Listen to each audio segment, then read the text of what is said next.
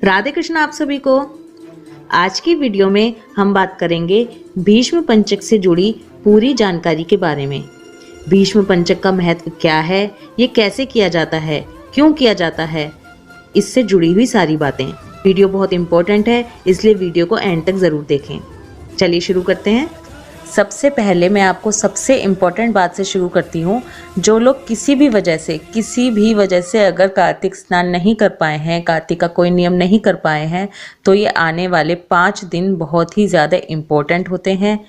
इन 5 दिनों में कोई भी काम करके पूरा पुण्य कमाया जा सकता है। अगर इजी सी लैंग्वेज में आपसे कहूँ तो ये जो कार्तिक के जो 5 दिन हैं, एकादशी से लेकर पूर्णिमा तक, ये पुण्य कमाने का एक गोल्डन चांस होता है। कार्तिक माह बहुत ही पावन महीना होता है और साथ ही हिंदू धर्म के समस्त पुराणों में तथा समस्त ग्रंथों में कार्तिक माह में आने वाली भीष्म पंचक व्रत का बहुत अधिक महत्व बताया गया है। शास्त्रों में किए गए वर्णन के अनुसार ये व्रत कार्तिक माह के शुक्ल पक्ष की एकादशी से शुरू होता है और पूर्णिमा तक चलता है। इसे पंच भीखु भी कहा जाता है। कार्तिक में पावन नदियों में जाकर नहाने का बहुत अधिक महत्व है। जो लोग कार्तिक स्नान करते हैं वो अधिकतर लोग पंच भीखु के व्रत भी करते ही हैं। अगर पौराणिक कथाओं के अनुसार देखें तो भीष्म पितामह ने इस व्रत को किया था, जिस कारण यह व्रत भीष्म पंचक के नाम से प्रसिद्ध हुआ।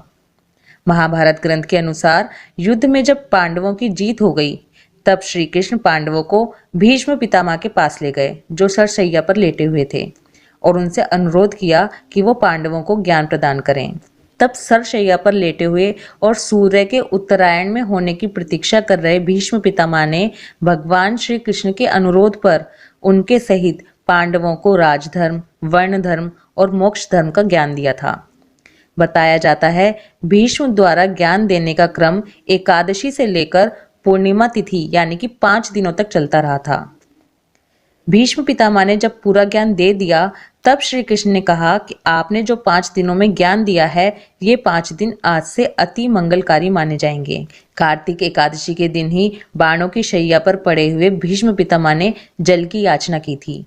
तब अर्जुन ने संकल्प करके भूमि पर बाण मारा था और गंगा जी की धार निकली थी और भीष्म पितामह की प्यास बुझी थी। उनकी प्यास मिटी और तन मन प्राण संतुष्ट हुए थे। इसलिए इस दिन को भगवान श्री कृष्ण ने पर्व के रूप में घोषित किया और कहा कि आज से लेकर पूर्णिमा तक जो अर्धे दान से भीष्म पितामह को तृप्त करेगा और इस भीष्म पंचक व्रत का पालन करेगा, उस पर मेरी सहज प्रसन्नता होगी। इन 5 दिनों को भविष्य में भीष्म पंचक के नाम से जाना जाएगा। मान्यता है कि निसंतान व्यक्ति पत्नी सहित इस व्रत के प्रभाव से संतान की प्राप्ति करता है। इसके अलावा जो समाज में अपना प्रभाव बढ़ाना चाहते हैं तथा वैकुंठ पाना चाहते हैं, इस लोक में सुख चाहते हैं, उन्हें भी इस व्रत को जरूर करना चाहिए। इन 5 दिनों में अन्न का त्याग करना चाहिए। अन्न का त्याग करके फलाहार खाना चाहिए या फिर बिल्कुल सात्विक भोजन करना चाहिए। इसके साथ ही इन दिनों में पंचगव्य यानी कि गाय का दूध, दही, घी, गोझरण, गोबर रस का मिश्रण, इसका सेवन बहुत ही लाभदायक बताया गया है। पानी में थोड़ा सा गोझरण डालकर अगर स्नान करें तो वह रोग, दोषनाशक तथा पापनाशक माना गया है। इन दिनों में ब्रह्मचर्य व्रत का पालन जरूर करें। भीष्म पंचक व्रत हिंदू कैलेंडर के अनुसार कार्तिक माह के दौरान शुक्ल पक्ष की देवउत्थान एकादशी अर्थात 11वें दिन से शुरू होता है, जिसे प्रबोधिनी एकादशी भी कहा जाता है। ये व्रत एकादशी के दिन भीष्म पितामह को याद करते हुए शुरू होता है और पूर्णिमा के दिन संपूर्ण हो जाता है। भीष्म पंचक को विष्णु पंचक के नाम से भी जाना जाता है। भगवान श्री कृष्ण ने भीष्म को भीष्म पंचक व्रत का महत्व बताया था। भीष्म पितामह ने महाभारत में कुरुक्षेत्र युद्ध के समापन के बाद स्वर्ग में निवास के लिए अपने भौतिक शरीर को छोड़ने से पहले इन 5 दिनों तक इस व्रत का पालन किया था। भीष्म पंचक व्रत की महानता पद्म पुराण में भी वर्णित है। यह वर्णित किया गया है कि कार्तिक का यह महीना भगवान श्री हरि को बहुत ही प्रिय है और इस महीने के दौरान सुबह जल्दी स्नान करने से भक्तों को सभी तीर्थ स्थानों में स्नान करने का लाभ मिलता है। कार्तिक महात्म्य में भी बताया गया है कि कार्तिक मास की त्रयोदशी से पूनम तक के यानी कि पूर्णमासी तक के अंतिम 3 दिन बहुत ही पुण्यमय हैं और एकादशी तो अपने आप में होती ही बहुत पुण्यदायी है।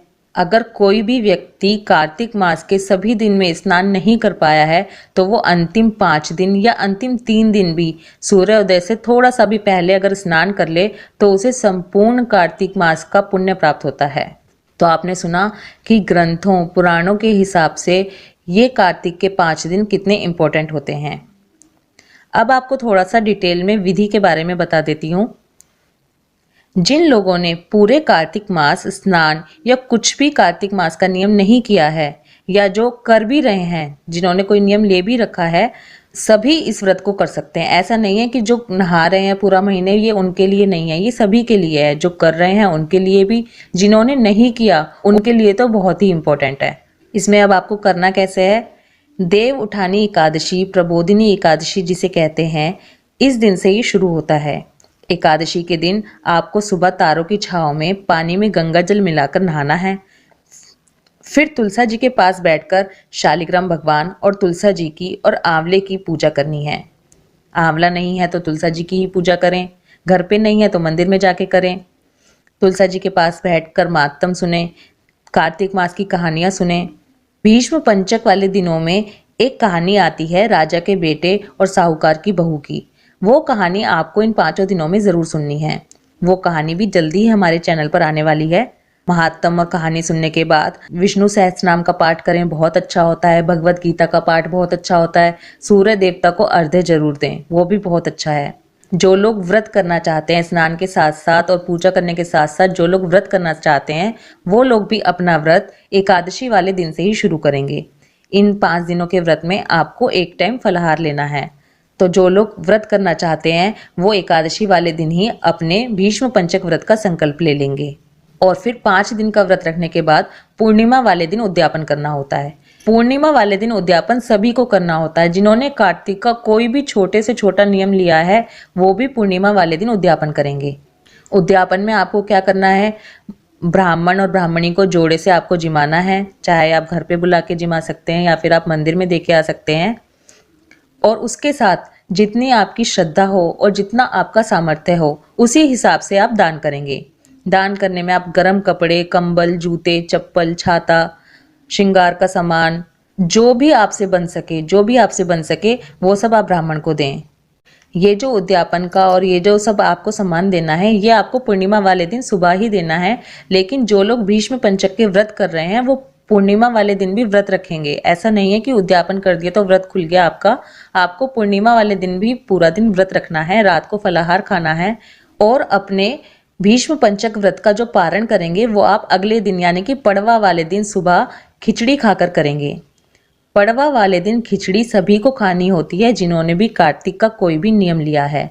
पड़वा वाले दिन सुबह खिचड़ी बनाएं, बढ़िया घी डाल के भगवान का भोग लगाएं और तुलसा जी के पास बैठकर खाएं। इस तरह से हमारा कार्तिक का पारण होता है। और वहां पर ही बैठकर आपको चिड़ा चिड़ी की कहानी भी सुननी है। पड़वा वाले दिन चिड़ा चिड़ी की कहानी सुनना बहुत अच्छा होता है, वो जरूर सुननी चाहिए। चिड़ा चिड़ी की कहानी की वीडियो भी जल्दी ही आपको मिल जाएगी। तो जिन्होंने स्नान किया है या जिन्होंने नहीं किया है, जिन्होंने कोई नियम लिया है या जिन्होंने नहीं लिया है, आई होप सभी को ये क्लियर हो गया होगा कि कैसे उद्यापन करना है, भीष्म पंचक व्रत कैसे किया जाता है, ये आपको समझ में आ गया होगा। अगर आप व्रत नहीं कर सकते तो 5 दिनों का स्नान जरूर करें, स्नान के साथ थोड़ी पूजा पाठ जरूर करें। कुल मिलाकर इन 5 दिनों का भरपूर लाभ उठाएं। ये बिल्कुल भी ना सोचे कि हम इतना तो कर नहीं सकते तो हम इतना ही क्यों करें, हम व्रत नहीं रख सकते तो हम स्नान भी क्यों करें, हम पूजा नहीं कर सकते तो हम नहाएं क्यों, या हम नहा नहीं सकते तो हम पूजा भी क्यों करें। ऐसा बिल्कुल मत सोचिए। हमने अपने चैनल पर हमेशा एक ही बात कही है कि something is better than nothing. कुछ ना करने से कुछ करना बेहतर है। इसलिए इन 5 दिनों को वेस्ट बिल्कुल भी ना जाने दें। जिन्होंने कार्तिक मास में महात्म नहीं सुना है वो 5 दिनों में ही पूरे महीने के महात्म सुन सकते हैं। स्नान करें, दान करें, व्रत रखें, भगवत गीता का पाठ करें, विष्णु सहस्त्रनाम का पाठ करें, भजन कीर्तन करें, रात्रि जागरण करें, जितना दान हो सके उतना दान करें, दीप दान जरूर करें, जाप माला करें। आई होप भीष्म पंचक से रिलेटेड ये वीडियो आपको पसंद आएगी। आपके सारे कन्फ्यूज़न इस वीडियो को सुनने के बाद क्लियर हो जाएंगे। लेकिन अगर उसके बाद भी आपके पास कोई क्वेश्चन, कोई सजेशन या कोई कमेंट हो तो प्लीज़ कमेंट ज़रूर कीजिए। वीडियो आपको पसंद आए तो लाइक कीजिए। ये जानकारी ज़्यादा से ज़्यादा लोगों तक पहुंच पाए इसलिए वीडियो को शेयर ज़रूर करें। हमारे एक वीडियो सुनने से आप ये सोचिए कि हम दूसरे का कितना भला कर सकते हैं, इस चेन को हम कितनी आगे तक बढ़ा सकते हैं। हो सकता है जिसे हम शेयर कर रहे हो उसे कार्तिक या फिर भीष्म पंचक इनके बारे में कुछ पता ही ना हो और सुनने के बाद उसके मन में भी इच्छा जागे, इसलिए वीडियो को शेयर ज़रूर कीजिए। मुझे नहीं लगता वीडियो में कोई भी टॉपिक मैंने छोड़ा है भीष्म पंचक से रिलेटेड।